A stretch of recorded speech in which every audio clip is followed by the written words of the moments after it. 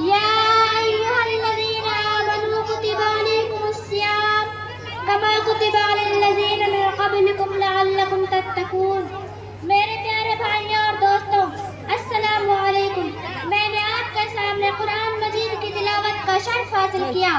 جو کچھ پڑھا ہے اس کا مطلب یہ ہے کہ اے ایمان والو، تم پر روزے فرض کیے گئے جیسا کہ تم سے پہلے کی امتوں پر فرض کیے گئے، تاکہ تم متقی بن جاؤ۔ ہر ایمان والے پر جس طرح نماز، زکوٰۃ اور حج فرض ہے، اسی طرح اللہ تبارک و تعالیٰ نے روزہ بھی فرض کیا ہے۔ یہ روزہ پورے ماہ رمضان میں ہر سال رکھے جاتے ہیں۔ روزہ بہت ہی اہم عبادت ہے۔ اس عبادت میں بڑی خیر و برکت اور بھلائیاں پوشیدہ ہیں۔ صبح صادق یعنی فجر کی نماز شروع ہونے سے پہلے کچھ نہ کچھ کھا پی لیا جاتا ہے، جس کو سحری کہتے ہیں۔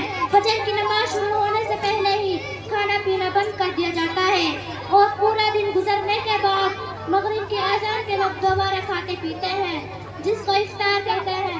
افطار کے وقت ہر روزہ دار کو بہت خوشی ہوتی ہے، اور اس وقت بندہ جو بھی دعا کرے وہ قبول ہوتی ہے۔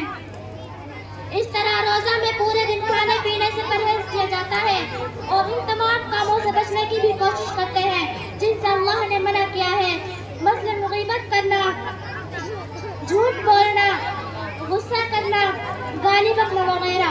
اس قسم کی باتوں سے روزہ ناقص ہو جاتا ہے۔